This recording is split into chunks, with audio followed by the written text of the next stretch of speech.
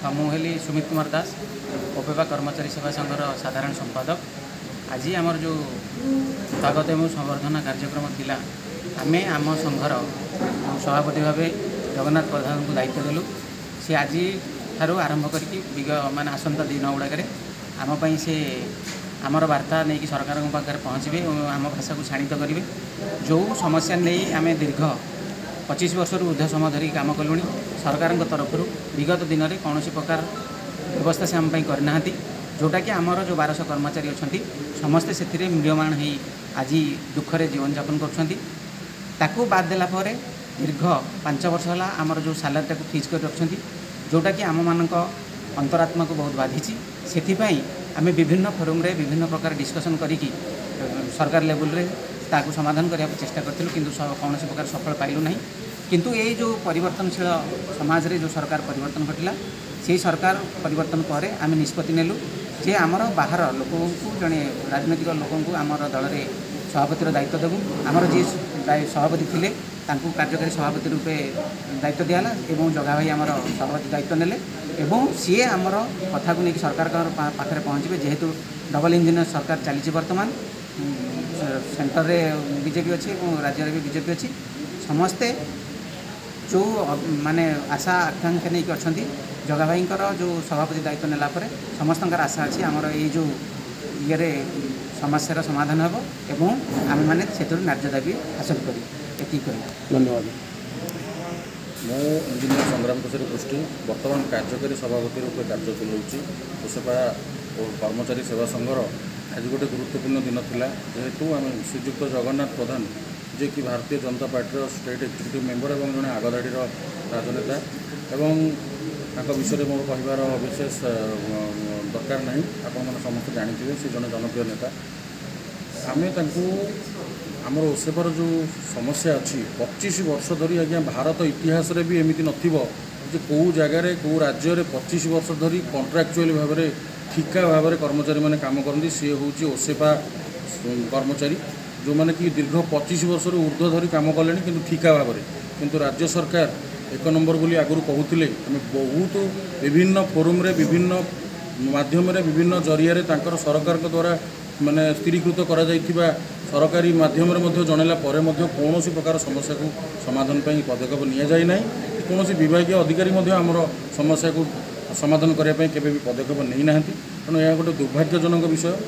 सरकार गुरुत्वपूर्ण विभाग शिक्षा विभाग में आम कार्यरत थिला अवस्था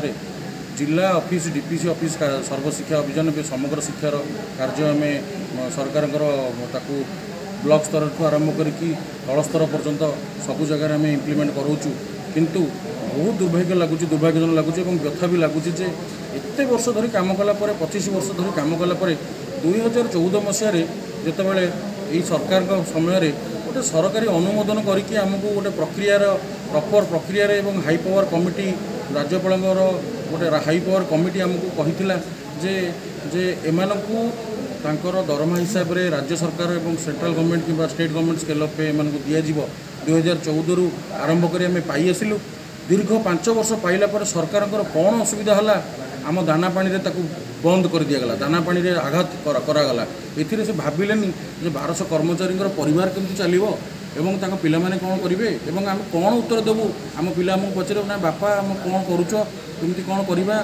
मैंने दरमा आमर फ्रीज हो जाए जिनस बहुत गोटे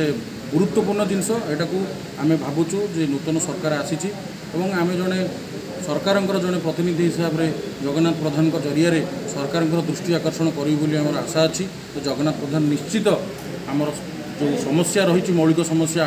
ताकू निश्चित सरकार पाखे जाइए दृष्टि आकर्षण करेंगे और ये जो सरकार आसी जनता सरकार निश्चित भाव में आमर आशा अच्छी जे यार हृदयंगम करेंगे और आगामी दिन में यार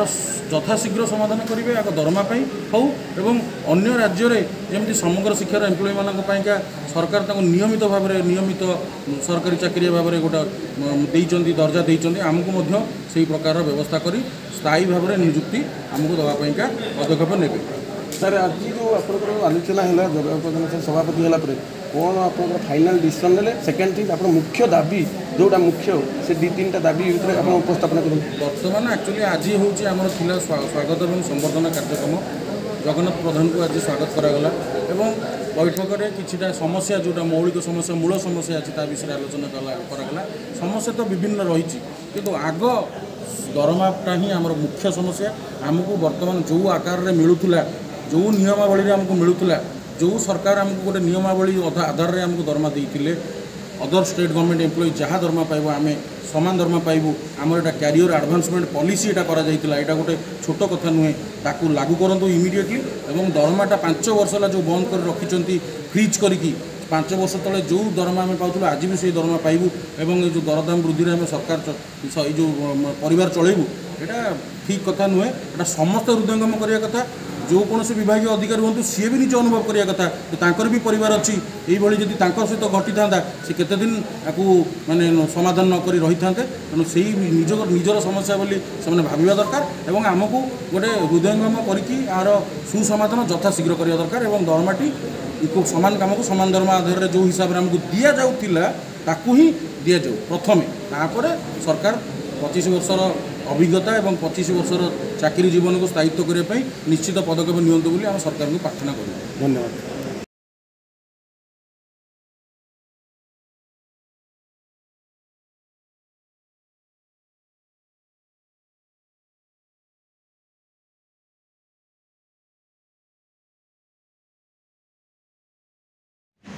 आज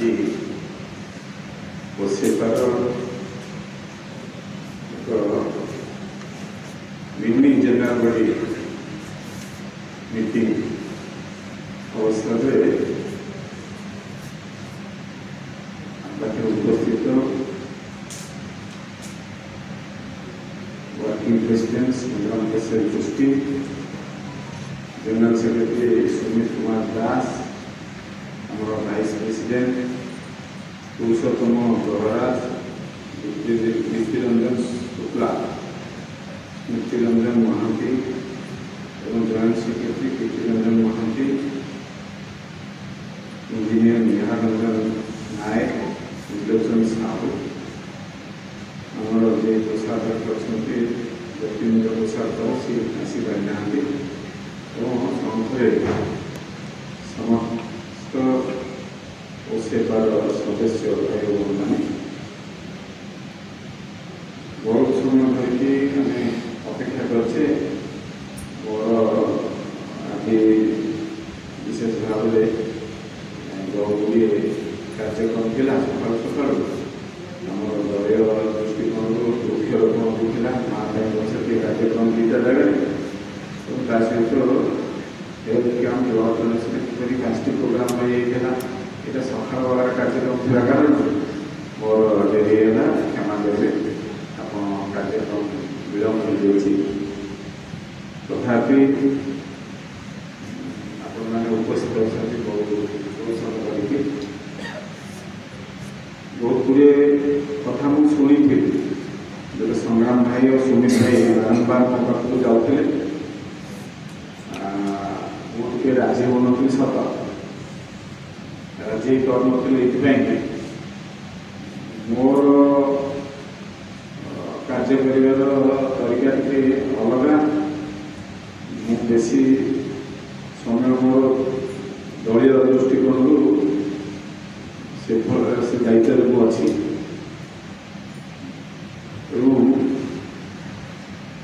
जानते मोटे निर्वाचन मंडल आधार करने सहित अन्य दल कार्य जेहेतु स्टेट कैपिटल आम निर्वाचन मंडल आधार करते कि 24/7 काम करने पड़े से दृष्टि आम सब प्रकार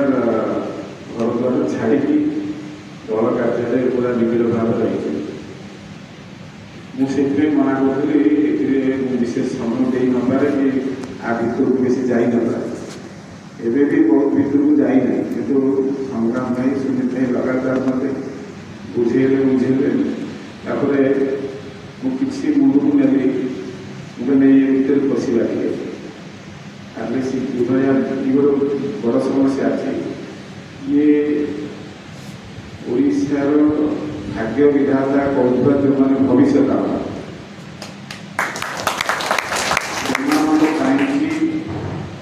ये गोटे सरकारी व्यवस्था से जो शिक्षा व्यवस्था को ସରଳୀକରଣ କରାଇବା ମାନେ କହିଲେ ମୁଁ ଶୁଣୁଥିଲି ଏବଂ ଆମେ ତାଙ୍କୁ ନିଶ୍ଚିତ ଭାବରେ ଆମର ନୈତିକ ଯେତିକି ଆମେ ସପୋର୍ଟ ଦେବା କଥା ସପୋର୍ଟ ଦେବା। ଏ ସରକାର ଲୋକଙ୍କର ସରକାର ବିଗତ ଟାଇମ୍ରେ ଯାହା ହେଇଛି ଅଙ୍ଗେଙ୍କ କଥା ସେ ଗୋଟି ଗୋଟି ଶୁଣିଛନ୍ତି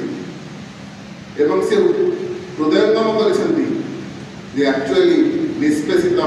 ଅବହେଳିତ ଲୋକଙ୍କର ଏଠି କିଛି ନଥିଲା ଏବଂ ସେମାନେ ଆଜି ସାହାରା ଖୋଜୁଥିଲେ ଏବଂ ମାନ୍ୟବର ପ୍ରଧାନମନ୍ତ୍ରୀ ମାନ୍ୟବର ମୁଖ୍ୟମନ୍ତ୍ରୀଙ୍କର ଦିଗ୍ଦର୍ଶନରେ ପୁଣି ଆଙ୍କୁ ଆଗେଇ ନେବା। ଏ ସମସ୍ତେ ଯେଉଁମାନେ ଅବହେଳିତ ହୋଇକି ଥିଲେ ସେମାନେ ନିଶ୍ଚିତ ଭାବରେ ତାଙ୍କର ନ୍ୟାଯ୍ୟ ଦାବି ପାଇବେ। ଜଗନ୍ନାଥ ଭାଇଙ୍କୁ ଆମେ ସମସ୍ତେ ସପୋର୍ଟ କରିବା। ଆମର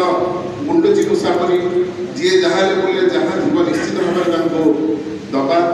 ଏବଂ ଆଶା ତାଙ୍କଠୁ ଖାଲି ରଖିବାନି ଏବଂ ଯେଉଁଟା ନ୍ୟାଯ୍ୟ ଦାବି ସେଥିରେ ସେ ଆଗେଇ ଯିବେ ଅକୁଣ୍ଠ ପରିଶ୍ରମ କରି ଏବଂ ଆମମାନଙ୍କର ମନରେ ସେଇ ଛୁଆ ପିଲାଙ୍କର ଯାହା ବି ପୂର୍ବ ବକ୍ତାମାନେ କହୁଥିଲେ ବୋଧେ ହସ ଟିକେ ଦେଖିବା ପାଇଁ ଆଉ ବେଶୀ କହି ସମୟ ନଷ୍ଟ କରୁନି। ଭଗବାନ ତାଙ୍କୁ ବହୁତ ଶକ୍ତି ଦିଅନ୍ତୁ। ଏ ନ୍ୟାଯ୍ୟ ଦାବି ଯାହାର ଯାହା ବି ନ୍ୟାଯ୍ୟ ଦାବି ଅଛି ନିଶ୍ଚିତ ଭାବରେ ସେ ପୂରଣ କରିବେ। ଜୟ ଜଗନ୍ନାଥ।